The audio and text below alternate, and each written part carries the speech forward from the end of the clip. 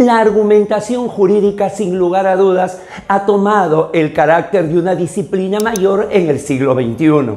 Si bien es cierto, sus raíces más profundas pueden estar en el siglo XX y aún un poco más atrás, la verdad es que la fortaleza, la importancia, la focalización que tiene la argumentación jurídica se ha dado al mismo tiempo que el cambio de paradigma. Esto es, dentro de un Estado legal de derecho, como que la argumentación jurídica no tenía mucha capacidad de maniobra, porque definitivamente era la ley lo que gobernaba, lo que mandaba. Cuando se da el cambio de paradigma y entonces hoy tenemos un Estado constitucional de derecho, donde la norma constitucional prácticamente se convierte en el centro de gravedad, entonces es allí donde la argumentación jurídica se fortalece, cobra otro vuelo y cobra una importancia mayor. Por ello, el día de hoy, una vez más, EGACAL abre sus puertas para una nueva entrega de Aula Abierta.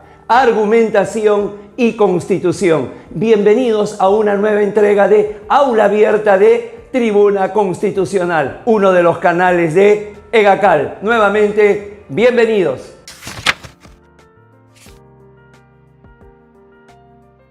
El desarrollo de esta temática de argumentación y constitución en una idea de maridaje, en una idea de una relación inescindible, en una idea de una correlación permanente, la vamos a dividir en 4 momentos.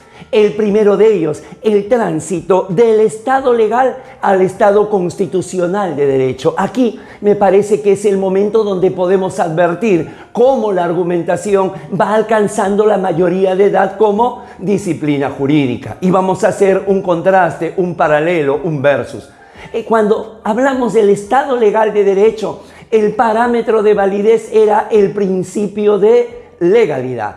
Teniendo como parámetro el parámetro de validez el principio de legalidad, entonces la Constitución política tenía siempre un valor notable, importante, pero solamente un valor declarativo, porque finalmente estábamos ante un derecho de naturaleza legislativa, donde se daba el predominio de las llamadas normas regla, que de tal forma que inclusive cuando se daba una tensión, cuando se daba una contradicción, a estas normas reglas se solucionaba aplicando las reglas de la antinomia, de tal forma que si la ley era prácticamente el producto más importante sobre el que giraba todo el ordenamiento jurídico, estamos hablando de un legislador omnipotente, estamos hablando de un legislador poderoso, estamos hablando de un legislador empoderado.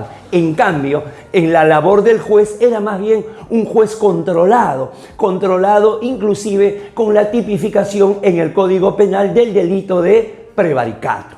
Y si nosotros nos vamos a los derechos fundamentales, un gran avance de los derechos fundamentales en el llamado Estado legal de derecho era que estuvieran reconocidos, que estuvieran con nombre propio en el texto constitucional y además de ello se le brindara su protección a través de las denominadas garantías constitucionales. Y eso era todo. Por ello el gran, predominio a nivel jurisdiccional se daba a través de la justicia ordinaria, con la denominada Corte Suprema, que al establecer su desarrollo, y no solamente la Corte Suprema, sino todos los niveles, todos los estamentos de justicia hacían una labor de subsunción. Esto va a ir cambiando de una manera paulatina pero incesante cuando estamos ante un Estado constitucional de derecho, donde ahora el parámetro de validez viene a ser el principio de constitucionalidad. Y para que el principio de constitucionalidad sea el parámetro de validez, ahora la Constitución ya no es solamente una norma política, claro que lo sigue siendo, pero además va a ser una norma jurídica. Esto es, estamos hablando de una norma de una naturaleza vinculante y donde el derecho, además de ser un derecho legislativo, hoy se convierte en un derecho jurisprudencial, porque ya no es que solamente existan las normas regla, sino aparecen las llamadas normas principio, que en general, ya es otro tema el discutir esta naturaleza, en general están considerados como mandatos de optimización. de tal forma que cuando se da la supuesta colisión de derechos fundamentales,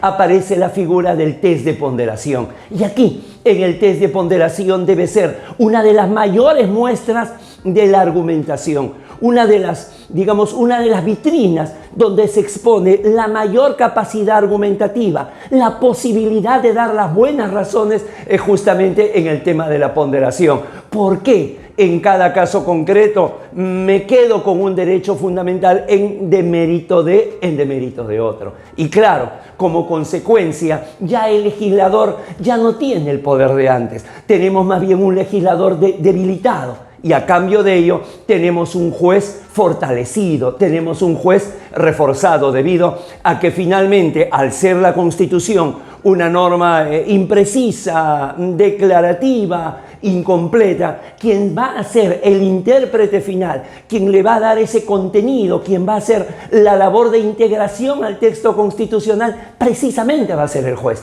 Entonces, este juez hoy día se yergue por encima, por ejemplo, del legislador, que al contrario, va a ser un legislador controlado. Respecto de los derechos fundamentales, además del reconocimiento, es decir, aparecer en el texto constitucional en artículos generalmente extensos, largos, que pretenden en lo posible enunciar todos los derechos fundamentales.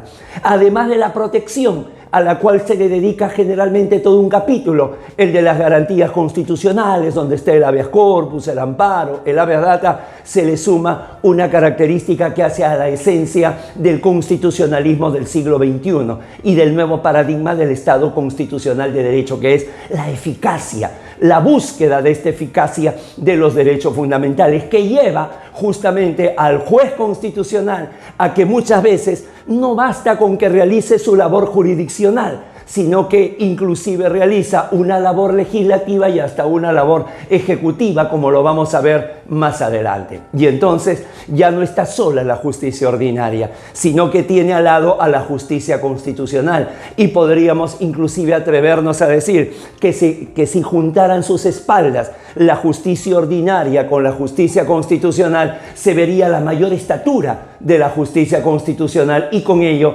también del Tribunal Constitucional como supremo intérprete de la Constitución por encima de la Corte Suprema. Segundo punto, para poder entender el desarrollo de la argumentación jurídica de la mano de la Constitución, el fenómeno denominado la constitucionalización del derecho. Esta constitucionalización del derecho que ya comenzaba a hablarse en la última década del siglo XX con el trabajo de Joseph Fabourdieu y de Ricardo Guastini, va a tener dos características fundamentales para tener en cuenta. La primera de ellas, la interpretación conforme a la Constitución, es decir, a los clásicos elementos que se tenían de la interpretación jurídica desde la época de Tarello, esto es la histórica, la sistemática, la sociológica. Ahora, además, esa interpretación siempre tiene que hacerse mirando a la Constitución. Y entonces aquí es donde la argumentación jurídica va a alimentarse, porque tenemos, insisto, una Constitución como una norma declarativa, y donde va a ser el juez constitucional en general y el Tribunal Constitucional como última palabra la que va a determinar el contenido final, cuál es aquella interpretación conforme a la Constitución. Y es acá donde, insisto, el Tribunal Constitucional en el Perú, en Chile, en Ecuador, en Guatemala, en Bolivia o en otros países, la Corte Constitucional como en Colombia o la Corte Suprema, pero dentro de su parcela constitucional, quien va a ser el supremo intérprete de la Constitución. Y entonces a partir de allí ya vemos cómo la justicia constitucional está más ligada a la argumentación que la justicia ordinaria, sin que le sea ajena. Y el otro punto que nace producto de esa constitucionalización del derecho es el control constitucional. Esa suerte en que la Constitución se comporta como un dron que está sobrevolando todo el ordenamiento jurídico y que siempre tiene que marcar verde hasta que cuando marca rojo se encienden las alarmas señalando la posibilidad de una norma inválida, de una norma inconstitucional. Y aquí nuevamente la figura del Tribunal Constitucional va a tomar un relieve mayor, porque si estamos desarrollando un control de la constitucionalidad, es el Tribunal Constitucional el que, según la propia Constitución, es el órgano del control de la constitucionalidad. Y por ello controla al Poder Ejecutivo, controla al Poder Legislativo e inclusive controla al propio Poder Judicial cuando se establece la revisión de las resoluciones judiciales vía procesos constitucionales. Y, como no, controla también el actuar de los particulares. De tal forma que ahora sí, al Tribunal Constitucional se le puede transparentar más todavía la función que realiza en la realidad, más allá de lo que aparezca autorizado en el texto constitucional, dejando siempre el mal sabor en el paladar de que hay un exceso de poder. Porque claro, todos reconocemos su labor jurisdiccional de control, inclusive de las resoluciones judiciales, a través del habeas corpus residual y del amparo residual. Lo que sí no encontramos asidero constitucional, sino que se hace sencillamente en nombre de la eficacia de los derechos fundamentales, es la labor legislativa y la labor ejecutiva. La labor legislativa a través de los precedentes, a través de la sentencia manipulativa y a través de la sentencia exhortativa, donde claro, si el Tribunal Constitucional, que es un órgano jurisdiccional, va a legislar, no es un poder legislativo. En todo caso, si va a legislar, al no tener ese poder, va a ser su bagaje, va a ser el músculo argumentativo lo que le va a dar de alguna manera legitimidad a sus decisiones. Y claro, también en el ámbito de su labor está la labor ejecutiva, sobre todo cuando dicta políticas públicas en los casos de el estado de cosas inconstitucional.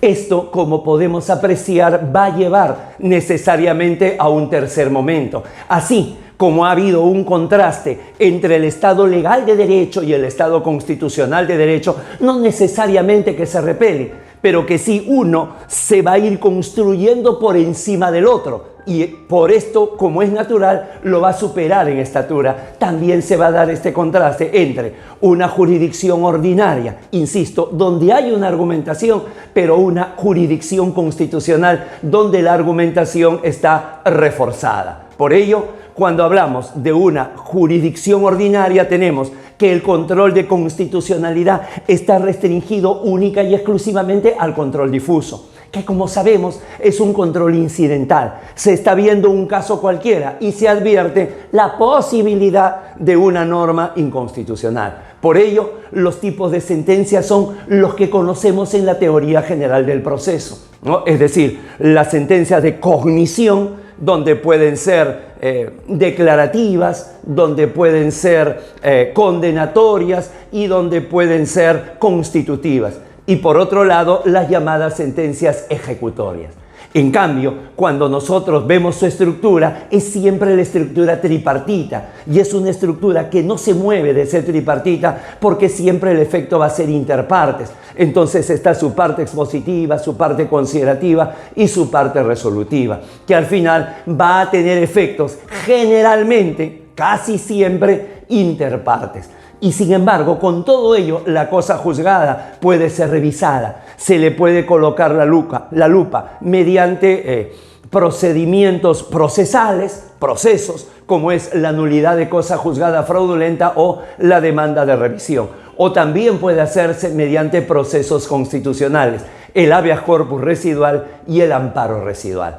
A esa jurisdicción ordinaria se contrapone y convive al lado de ella la denominada jurisdicción ya constitucional, donde el control de constitucionalidad, además del difuso, que lo comparte con la jurisdicción ordinaria, se le suma también el control concentrado, el llamado proceso de inconstitucionalidad. Y entonces ya vemos que respecto de este control de constitucionalidad tiene un mayor alcance, su radar es más amplio con respecto a la jurisdicción ordinaria. La tipología en el ámbito de las sentencias cambia totalmente, porque no es que solamente se dé en el ámbito jurisdiccional, donde ingresa la sentencia interpretativa y la sentencia doctrinaria, sino que, como hemos señalado, hay sentencias que tienen una labor legislativa. Recordemos, la sentencia manipulativa, la sentencia exhortativa y el precedente. Y por último, están las llamadas sentencias ejecutivas, las sentencias estructurales, cuando establece un estado de cosas inconstitucional, de tal forma que la tipología desborda lo que había señalado la teoría general del proceso. Ahora, si tenemos que esta jurisprudencia o este tipo de sentencia tiene un alcance erga omnes, su estructura ya no puede ser la clásica estructura tripartita y entonces aparece con 5 partes. Una parte declarativa o axiológica, donde, si se quieren, es una justificación del por qué va a tener un alcance erga omnes. Luego la denominada ratio decidendi, la parte más importante, las buenas razones. Aquí va a estar la argumentación precisamente. Luego va a estar el obiter dicta, que es el soporte, si quieren ustedes, doctrinario, instructivo. Luego la razón normológica y por último la decisión o decisu. De tal manera que los efectos, inclusive por su propia naturaleza constitucional, porque no solamente tiene que ver con derechos fundamentales, sino con valores constitucionales, a veces los efectos no son solamente como en la justicia ordinaria, que son irretroactivos. Acá pueden ser retroactivos, acá inclusive pueden ser en otros casos irretroactivos. El efecto puede ser diferido e inclusive puede tener un alcance erga omnes. Y por último, la cosa juzgada constitucional es irrevisable en sede nacional. Solamente es revisable en sede supranacional. Y por último, el cuarto y último ítem que vamos a desarrollar es que finalmente, con todo esto, lo que intentamos demostrar es que la argumentación jurídica es hija de la constitucionalización del derecho. Por ello, el título de esta entrega de Aula Abierta: Argumentación y Constitución. ¿Y por qué decimos que la argumentación es hija de la constitucionalización del derecho? Por 4 razones. Número 1, porque estamos ante una constitución que es hoy día jurídica, normativa, pero que no pierde su esencia de indeterminada. Entonces, el Tribunal Constitucional se convierte en un supremo intérprete. Pero además, ¿cómo justifica esa interpretación? ¿Cómo demuestra que su interpretación es mejor que cualquier otra? A través de la argumentación jurídica. Cuando se da el supuesto conflicto entre derechos fundamentales, ¿cómo va a establecer ese ejercicio ponderativo? Mediante la argumentación.